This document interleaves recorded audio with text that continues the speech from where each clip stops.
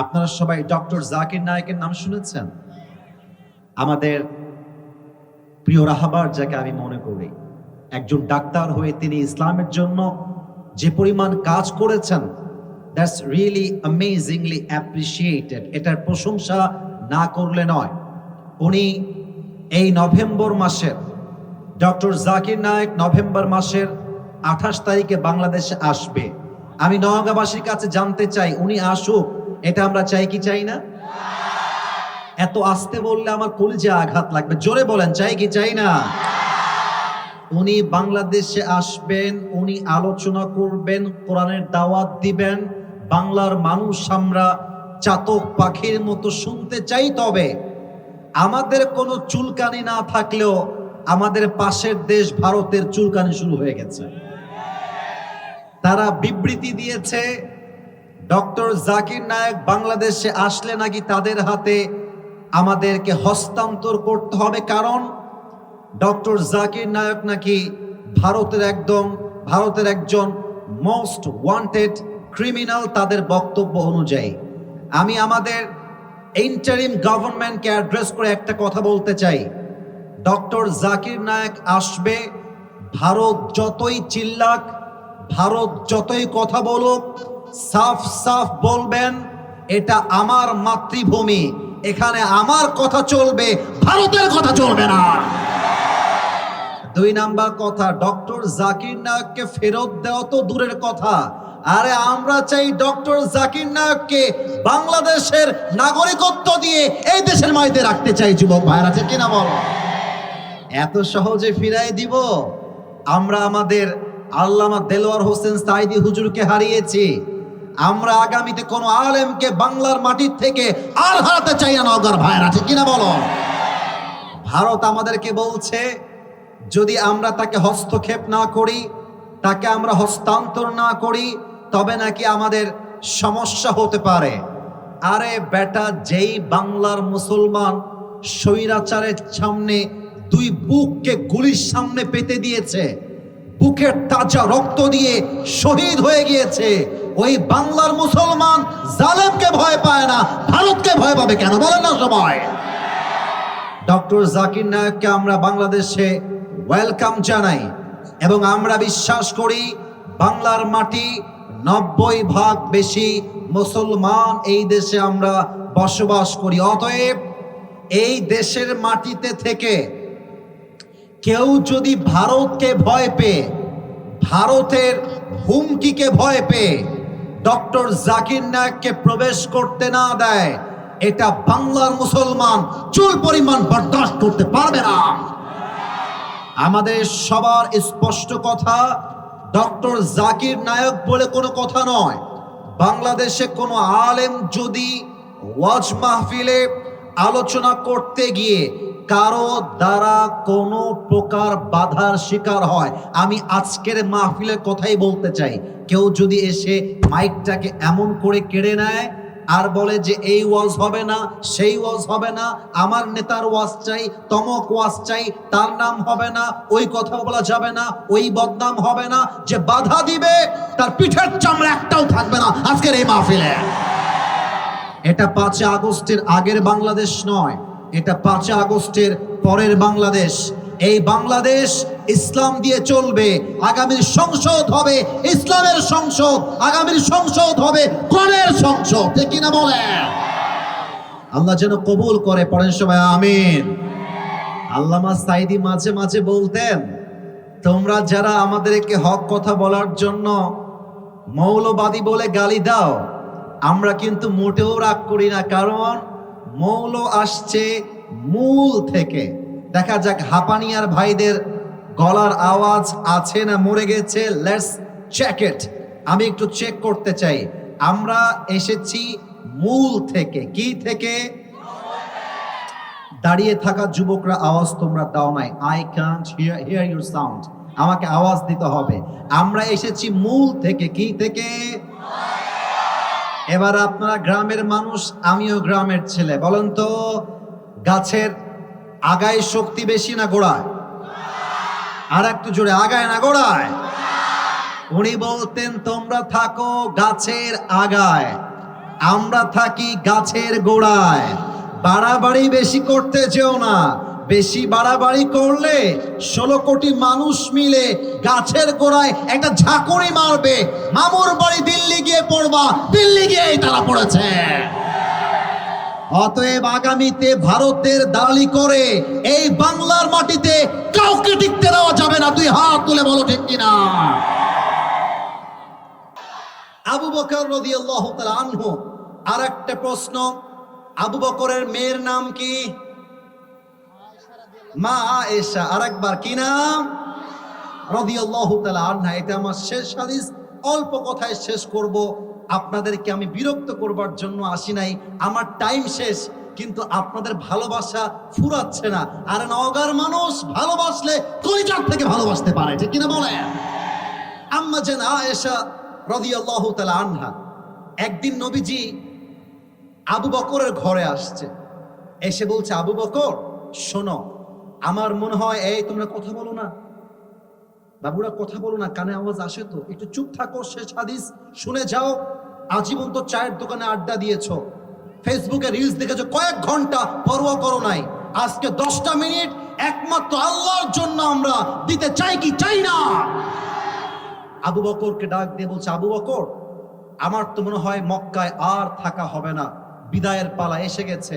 তো তোমার জন্য আমার একটা মেসেজ আছে, আমি তোমাকে আমার হিজরতের সাথী হিসেবে চাই। আবু বকর, তুমি কি আমার সাথে যাবে? আবু বকর বলছে, ইয়া রাসূলুল্লাহ, জিজ্ঞেস করার কি আছে? আরে আপনার জন্য যাওয়া তো দূরের কথা, আপনার জন্য আমার জীবনটা অলওয়েজ হাজির আছে। সুবহানাল্লাহ পড়েন।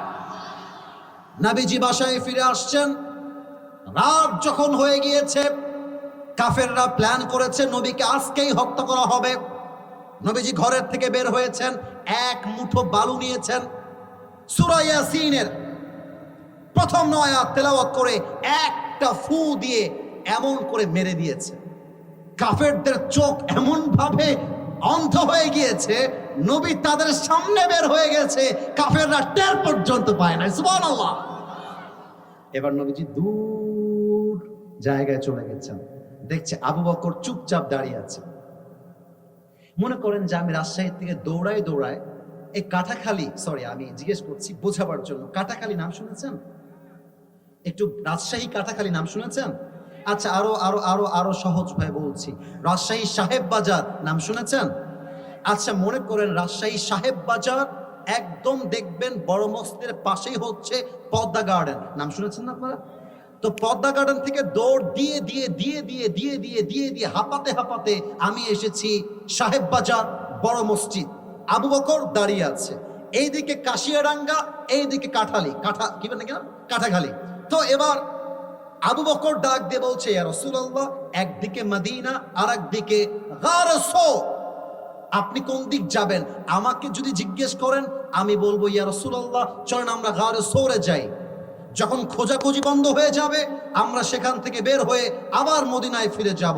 নবীজি বলছে, আবু বকর, তুমি আমার বিশ্বস্ত বন্ধু, তুমি যা বলবা তাই হবে, আমি রাজি আছি। সুবহানাল্লাহ পড়বেন না তো সবাই?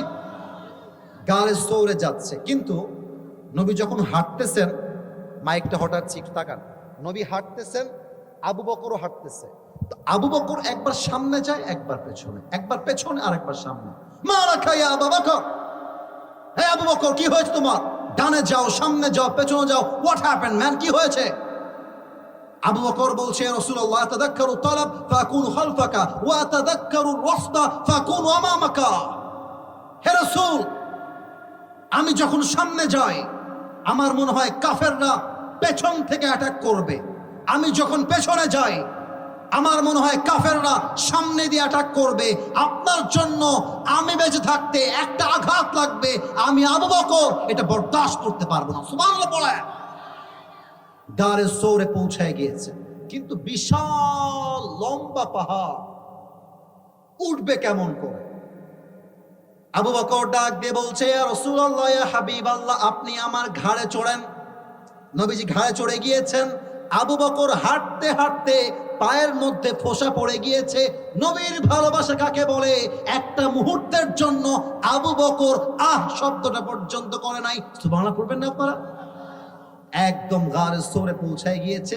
এই হচ্ছে প্রবেশ পথ, এই হচ্ছে গুহা, এই হচ্ছে গেট। নবী হে আপনি একটু থামেন, আমি ভেতর থেকে আসতেছি। আবু বকর ভিতরে গেছে, সব পরিষ্কার করে নবীজিকে নিয়ে আসছে। কিছুক্ষণ পরে কাফেররা নবীজির পায়ের ধাপ অনুসরণ করে করে কোণে করে একদম গারে সোরের গেট পর্যন্ত পৌঁছায় গিয়েছে। এবার আবু বকর থরথর থরথর করে কাঁপছে।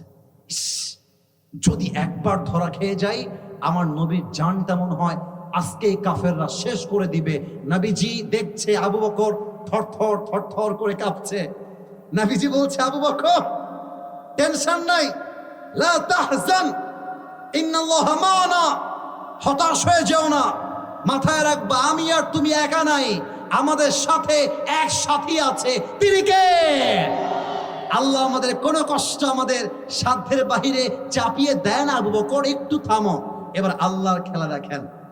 আল্লাহর মতো বড় খেলা আর কেউ কি খেলতে পারে? পারে পারে পারে ওয়া মাকারু ওয়া মাকারাল্লাহ ওয়াল্লাহু খায়রুল মাকিরিন। আরে কাফেররাও প্ল্যান করে, আল্লাহ প্ল্যান করে, বাট কাফেরদের প্ল্যানটা বিজয়ী হয় না। আল্লাহর প্ল্যান সদা সর্বদা বিজয়ী লাভ করে, ঠিক কিনা বলেন? আল্লাহ গেটের সামনে দুইটা কাজ করেছেন। পুরো গেটটা মাকড়সার জাল দিয়ে ভরে দিয়েছেন।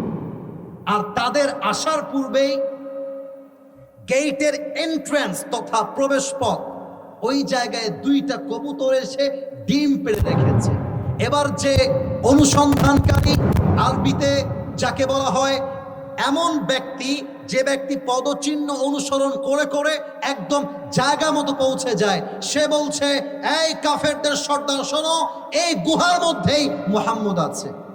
এবার কাফেরদের সর্দার তাকায় দেখছে পুরো গেটটা মাকড়সার জাল দিয়ে ভরা, আর সামনে দুইটা কবুতরের বাচ্চা ডিম পেড়ে রেখেছে।